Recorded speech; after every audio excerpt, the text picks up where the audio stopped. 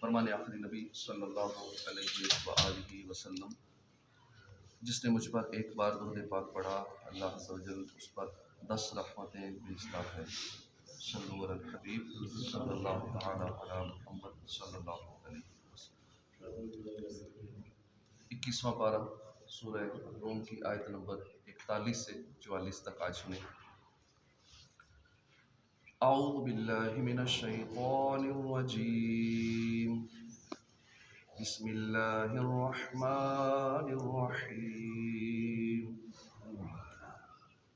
ज़हरल फ़सादु fill बर्रि वल बहरि बिमा कसबत ऐदिन नास लियुज़ीक़हुम बअदल्लज़ी अमिलू लअल्लहुम यरजिऊन।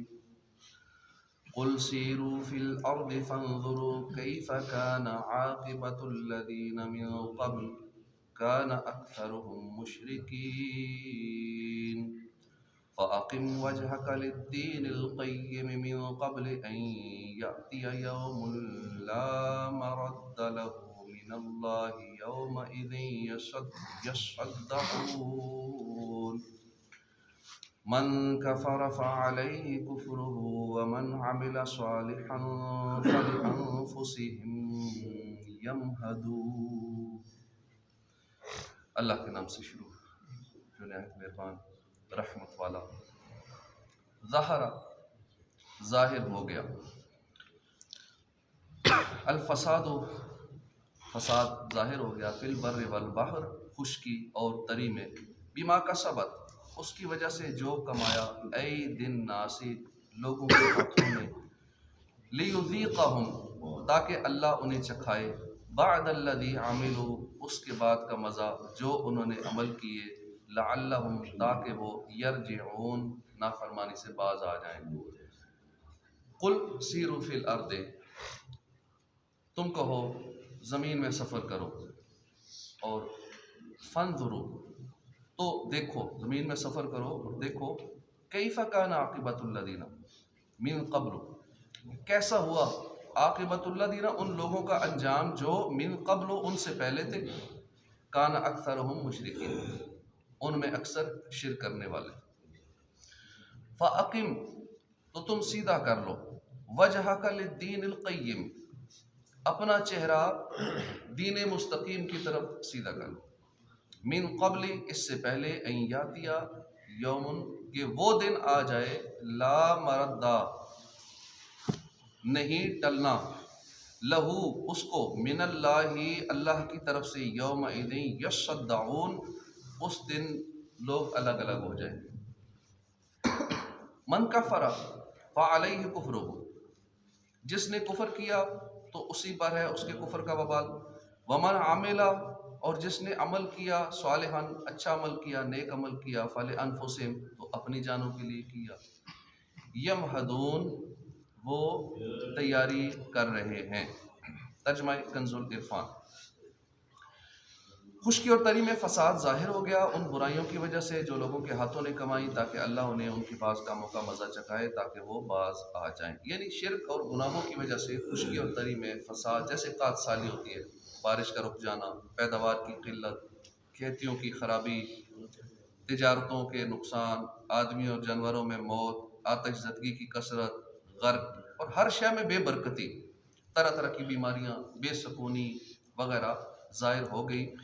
और इन परेशानियों में मुब्तला होना इसलिए है ताकि अल्लाह ताला उन्हें आखिरत से पहले दुनिया में ही उनके बाज़ बुरे कामों का मज़ा चखाए, ताकि वो कुफ़र और गुनाहों से बाज आ जाए और इनसे तौबा कर ले। इस आयत से मालूम हुआ कि गुनाहों की वजह से इंसान पर हज़ार तरह की परेशानियाँ आती हैं और बंदा इसमें मुब्तला हो जाता है। आप अगर इसका थोड़ा सर्वे कर लें कि जो लोग अल्लाह की इबादत से दूर हैं, बेनमाजी हैं, कभी कभी नमाज पढ़ी या 2-4 पढ़ ली, एक छोड़ दी, एक अध पढ़ ली, 4 छोड़ दी, जो इस तरह के मामलात में इन्वॉल्व हैं, जिनका रुख मस्जिदों की तरफ है ही नहीं, आप उनके घरों में ज़्यादा परेशानियाँ देखेंगे, नाचाकियाँ ज़्यादा देखेंगे, बीमारियाँ, टेंशनें, यानी ज़िंदगी की बेसुकूनी आपको नज़र आएगी।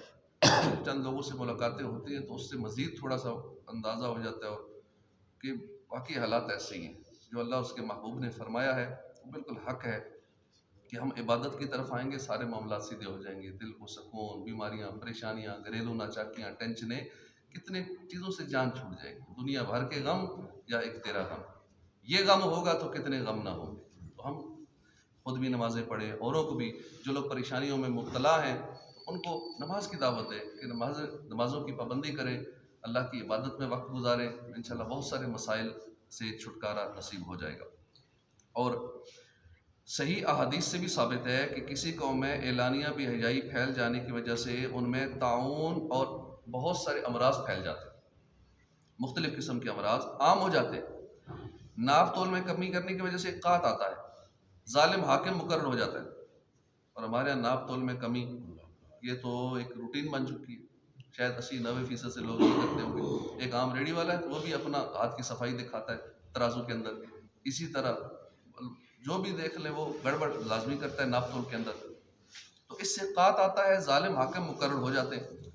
ज़कात ना देने की वजह से बारिश रुक जाती है, अल्लाह ताला उसके रसूल का अहद तोड़ने की वजह से दुश्मन मुसल्लत हो जाते हैं, लोगों के मालों पर जबरी कब्जा करने की वजह से अल्लाह की किताब के मुताबिक हुक्मरानों के फैसले ना करने की वजह से लोगों के दरमियान कत्ल गारत गरी होती है, और सूदखोरी की वजह से जल्जले आते हैं, शक्लें बिगड़ जाती हैं।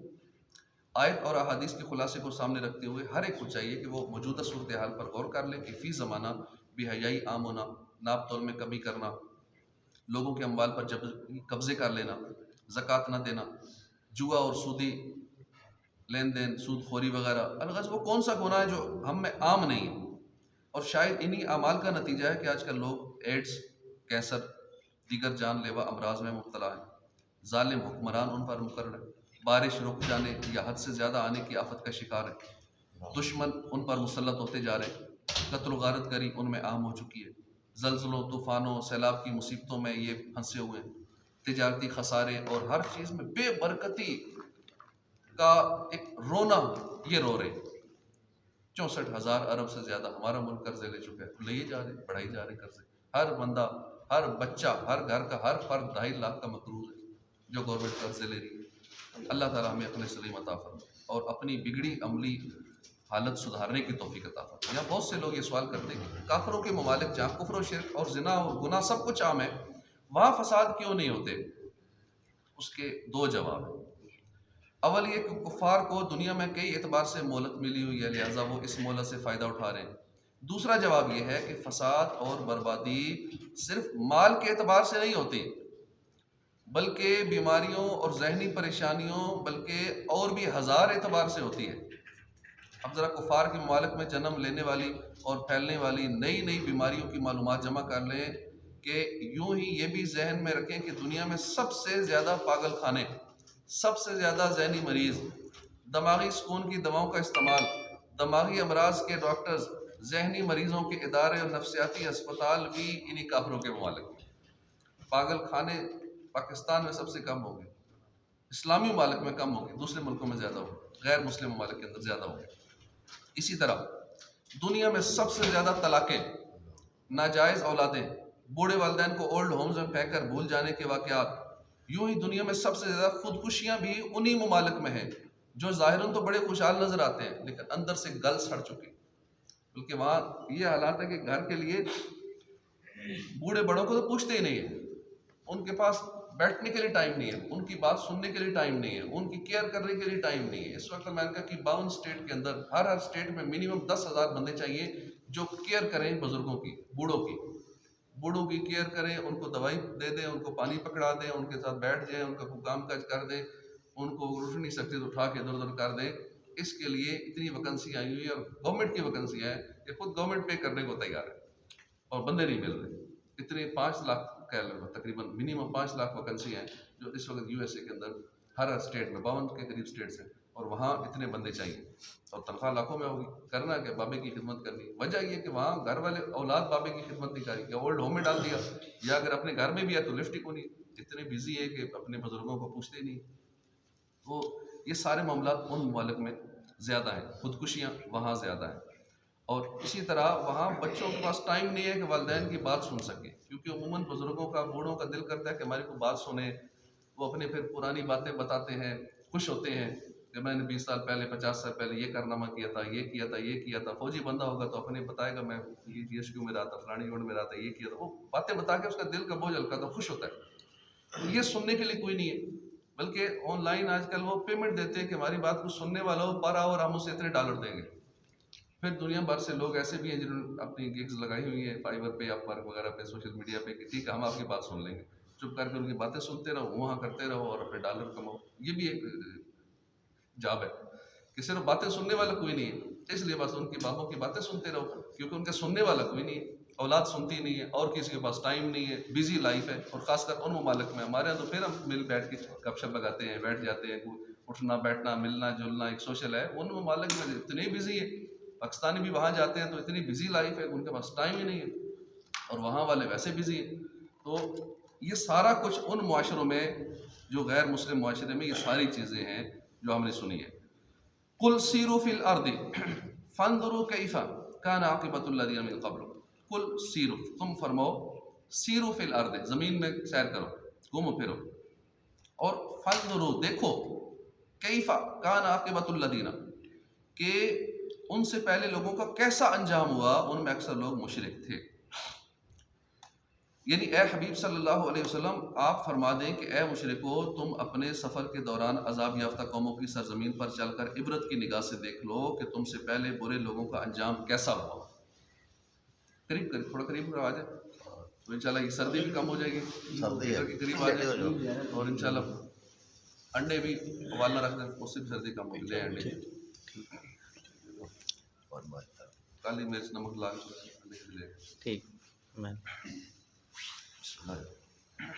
यानी ए हबीब सल्लल्लाहु अलैहि वसल्लम, आप फरमा दें कि ए मुशरिको, तुम अपने सफ़र के दौरान अजाब याफ्ता कौमों की सरजमीन पर चलकर इबरत की निगाह से देख लो कि तुमसे पहले बुरे लोगों का अंजाम कैसा हुआ। इनमें अक्सर लोग मुशरिक और बाकी लोग दीगर गुनाहों में मुब्तला थे, तो जब उन्हें उनके शिरक और गुनाहों की वजह से हलाक और बर्बाद कर दिया गया, तो कुफार कुरैश और दीगर मुशरिकों में से जो उनके तरीके को इख्तियार किए हुए हैं और अपने कुफर पर कायम हैं, ये भी उनकी तरह हलाक और बर्बाद कर दिए जा सकते हैं।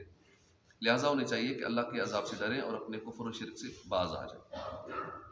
फ़ाक़िम वजहका लिद्दीनिल क़य्यिम, तो उस दिन के आने से पहले अपना मुँह दीन मुस्तकीम के लिए सीधा कर लो, जिस दिन को अल्लाह की तरफ से टलना नहीं है।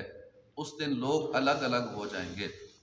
इस आयत में खिताब नबी करीम सल्लल्लाहु अलैहि वसल्लम से है, और मुराद आप और आपकी उम्मत है। और माना यह है कि क़यामत का दिन आने से पहले पहले दीन इस्लाम पर मजबूती के साथ कायम रहे, दीन इस्लाम को फैलाने में मशगूल रहे, काफिरों के ईमान ना लाने पर गमज़दा ना हो। और क़यामत का दिन ऐसा है कि उसे अल्लाह की तरफ से टलना नहीं, और उस दिन हिसाब के बाद लोग अलग अलग हो जाए। कैसे? जन्नती जन्नत में चले जाएंगे, जहन्नमी जहन्नम में चले। मन कफर फ़अलैहि कुफ्रुहु, जिसने कुफर किया तो उसके कुफर का वबाल उसी पर है। जो अच्छा काम करे वो अपने ही के लिए तैयारी कर रहे हैं। यानी जिसने दुनिया में अल्लाह के साथ कुफर किया तो उसके कुफर का वबाल उसी पर है कि उसके कुफर से दूसरे ना पकड़े जाएंगे, बल्कि ख़ुद वो ही पकड़ा जाएगा। और जो अच्छा काम करें वो अपने ही फ़ायदे के लिए तैयारी कर रहे हैं कि जन्नत के दर्जात में राहत पाएंगे, आराम पाएंगे। इस आयत से मालूम हुआ कि अल्लाह ताला हमारे अमाल से बेनियाज है। हम अच्छा अमल करें, बुरा करें, इसका फ़ायदा या नुकसान हमें ही होगा। हम नेकियां करें, गुनाह करें, हमें ही फ़ायदा होगा। हमें समझाने वाले, हमें तो उनका शुक्रिया अदा करना चाहिए कि चलो हमें कोई नेकियों की तरगीब तो दिलाता है, हमें कोई गुनाहों से रोकने वाला तो है, वरना उसका क्या फ़ायदा। उसका ये फ़ायदा कहने वाले को उससे सवाब मिल जाता है, और बाकी अमल करे ना करे, फ़ायदा नुकसान हर एक का अपना है। इसी चीज़ को बयान करते हुए एक और मकाम पर अल्लाह पाक इरशाद फरमाता है, इन अहसनतुम लिअन्फुसिकुम व इन असातुम फलहा। अगर तुम भलाई करोगे तो तुम अपने लिए ही बेहतर करोगे, अगर बुरा करोगे तो तुम्हारी जानों के लिए ही होगा। और इरशाद फरमाता है, मन अमिला सालिहन फलिनफ्सिही व मन असाअ फअलैहा वमा रब्बुका बिज़ल्लामिल लिल अबीद। जो नेकी करता है वो अपनी ज़ात के लिए ही करता है, जो बुराई करता है तो अपने खिलाफ ही वो बुरा करता है, और तुम्हारा रब बंदों पर जुल्म नहीं करता। और जिस तरह आखिरत में अच्छे अमल का फ़ायदा और बुरे अमल का नुकसान करने वाले को होगा, इसी तरह कब्र में भी अच्छे बुरे अमल का फ़ायदा और नुकसान उसे ही होगा।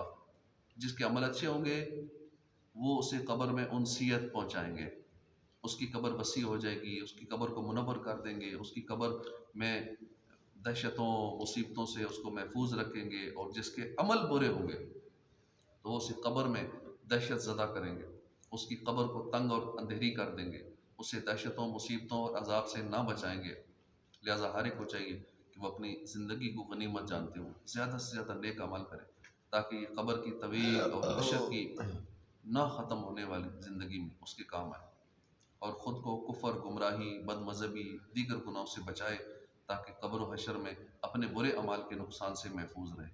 आला हज़रत नसीहत करते हुए फरमाते हैं, उतरते चाँद, ढलती चाँदनी, जो हो सके कर ले।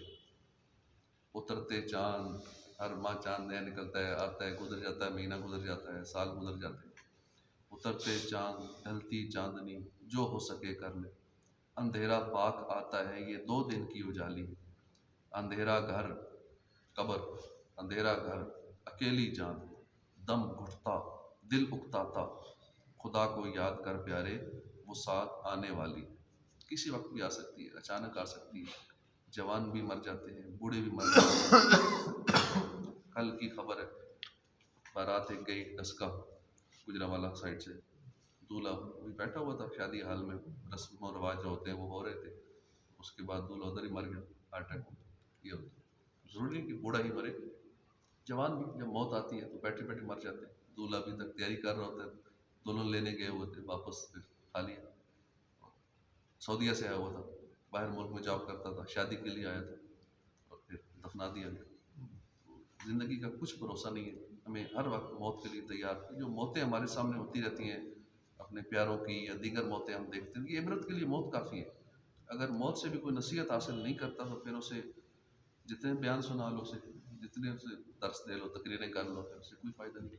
जैसे मौत नसीहत ना कर सकी, जिसे कब्र का बयान जिस पे असर नहीं करता, कब्रिस्तान यहाँ तो अब पता नहीं क्या रूटीन है लोगों की, मैं गांव में देखा माशाल्लाह, सुबह सुबह मैंने कल भी गिने 25 के करीब 25-30 लोग थे, फजर पढ़ के ना लोग कब्रिस्तान की तरफ निकल जाते हैं। तो चलो कुछ तो मौत याद आती है ना, कब्र को देख के, कब्रिस्तान को देख के कि हाँ हमने भी मरना है। एक बंदा मिला, उसने कहा 44 साल हो गए मेरे वालिद साहब को फौत हुए, मैंने रोज़ कब्र पे जाता हूँ, 44 साल हो गए वालिद साहब की कब्र पे रोज़ सुबह सुबह जाता हूँ। बड़ी अच्छी बात है कब्र पे जाना, अच्छे लोग हैं ये, बहुत सारे हज़ारों में ये अच्छे लोग हैं जो ये करते हैं। हाँ, बाकी ये अपने दीगर अमाल पे गौर कर लें कि फ़राइज़ व वाजिबात सीखें। एक कब्र पे मैं बैठा था तो उसके जो औलाद में से थे वो कुरान पढ़ रहे थे, वो सारा गलत पढ़ रहे थे। मैंने कहा ये क्या सवाब पहुँचा रहे हैं अपने बाबा जी को, गलत कुरान पढ़ रहे थे, बहुत बड़ी बड़ी गलती है, बिल्कुल ही ना। जैसे उर्दू में कुरान पढ़ते हैं तो तजवीज़ से कुरान पाक ना पढ़ा होना, तो अपने बड़ों को क्या सवाब पहुँचाएंगे। जिस औलाद को हमने सही कुरान नहीं सिखाया, हमारे मरने के बाद वो पढ़ेगी भी तो गलत पढ़ेगी। जिसको नमाज नहीं सिखाई, अब वो नमाज पढ़ेगी भी तो गलत नमाज पढ़ेंगे, उसका शायद पकड़ इसलिए भी हो जाए कि सिखाई क्यों नहीं, क्योंकि औलाद नमाज पढ़ती है तो कब्र में वालिदैन को राहत मिलती है, सुकून मिलता है। जब अमाल पेश होते हैं तो उनकी रूह खुश होती है, और सवाब तो वैसे ही जा रहा होता है, लेकिन जब सवाब नहीं जाएगा, सवाब तब जाएगा नमाज ठीक होगी, कुरान ठीक होगा, ज़िक्र अज़कार वज़ाइफ सब ठीक होंगे। तो चूँकि मखारिज ही ठीक नहीं, हर शय गलत है, तो सवाब तो कुछ भी नहीं जाएगा।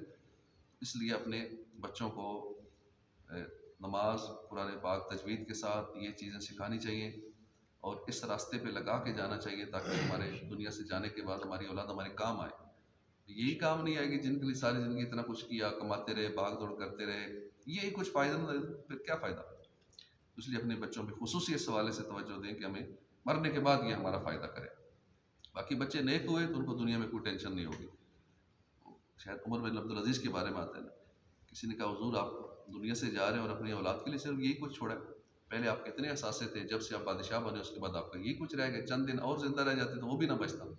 इतने असासे हमारे यहाँ तो ओहदा मिलता है तो असासे बढ़ जाते हैं ना, तो अल्लाह वालों को जब ओहदा मिलता था तो असासे ख़त्म हो जाते थे, सब कुछ अल्लाह की राह में लगा देते थे, खाली हो जाते थे, कनात कर लेते थे, एक आध जोड़ा होता था वही धो के रोज़ पहन लेते थे।